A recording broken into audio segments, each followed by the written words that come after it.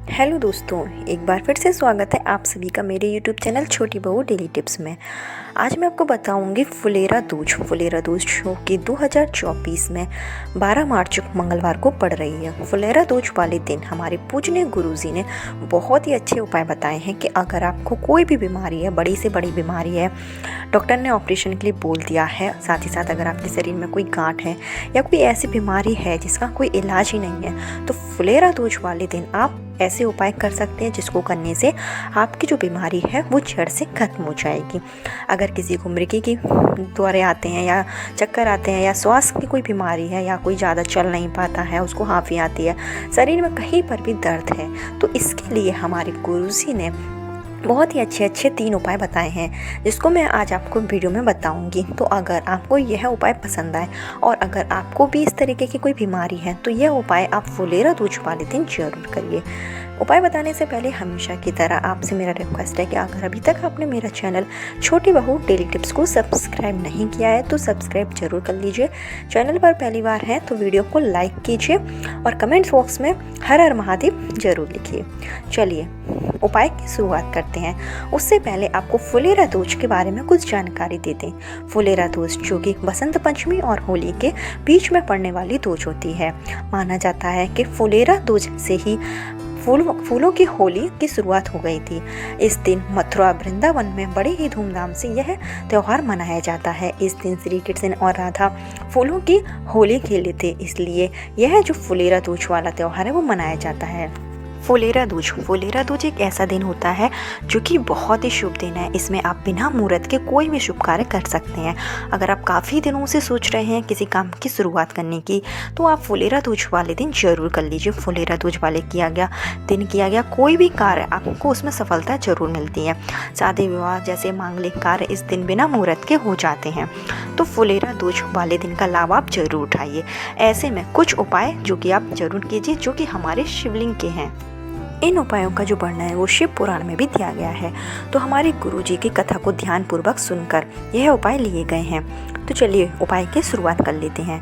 तो सबसे पहले अगर आपको कोई भी ऐसी बीमारी है, अगर आपके घर में किसी को मृगी के दौरे आते हैं या फिर अगर आप चलते हैं लेकिन चलते चलते चक्कर आ जाते हैं, आपको सर में दर्द रहता है या डिप्रेशन की शिकायत है, उसके लिए आपको यह पहला उपाय करना है।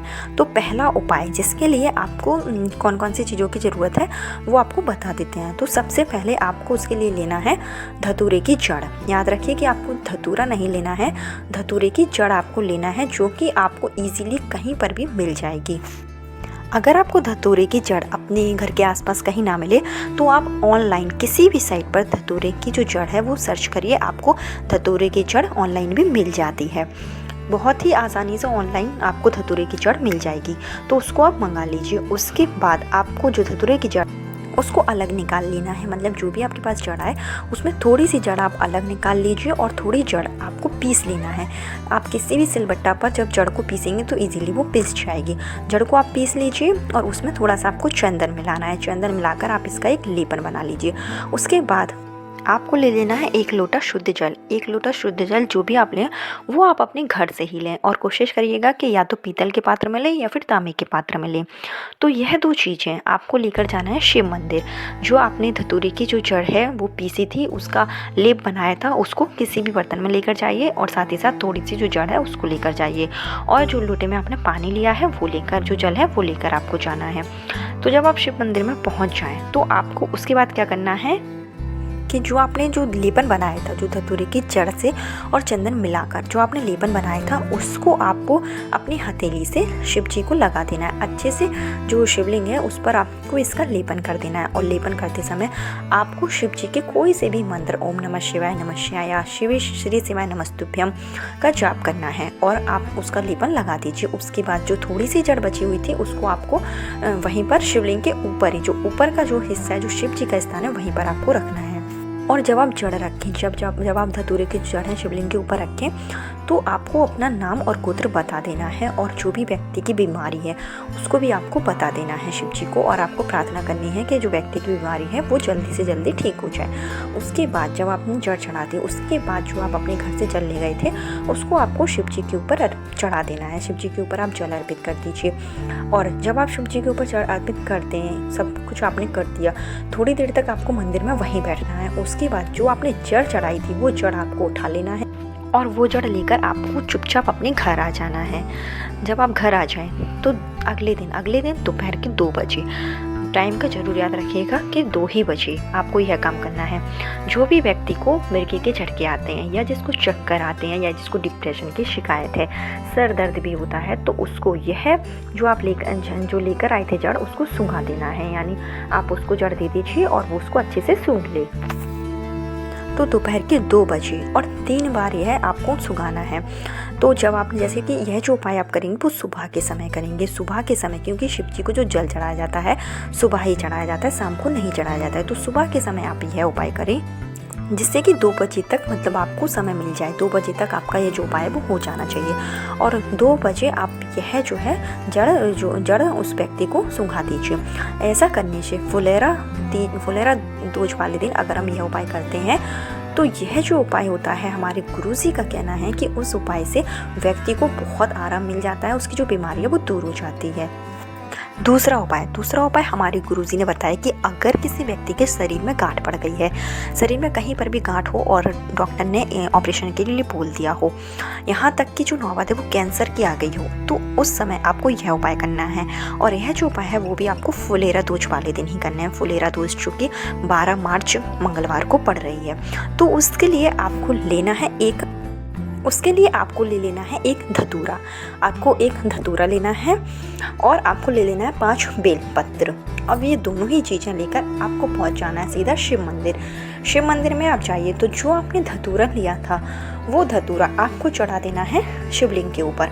शिवलिंग के ऊपर आपको एक धतूरा चढ़ा देना है, और जो आप 5 बेलपत्र ले गए थे वो आपको चढ़ा देना है नंदी के ऊपर।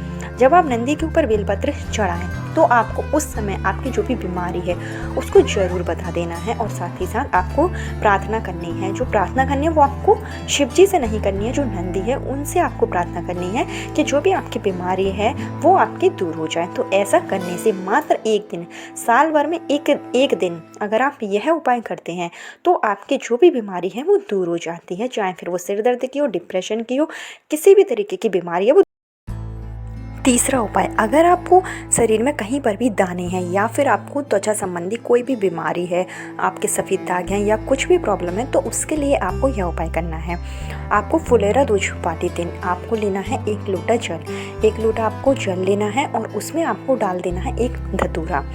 1 लोटा आप जो जल लेंगे वो आपके घर का ही जल होना चाहिए, और उसमें आप एक धतूरा डाल दीजिए, और धतूरा डालने के बाद आप उसमें थोड़ा सा चंदन डाल दीजिए।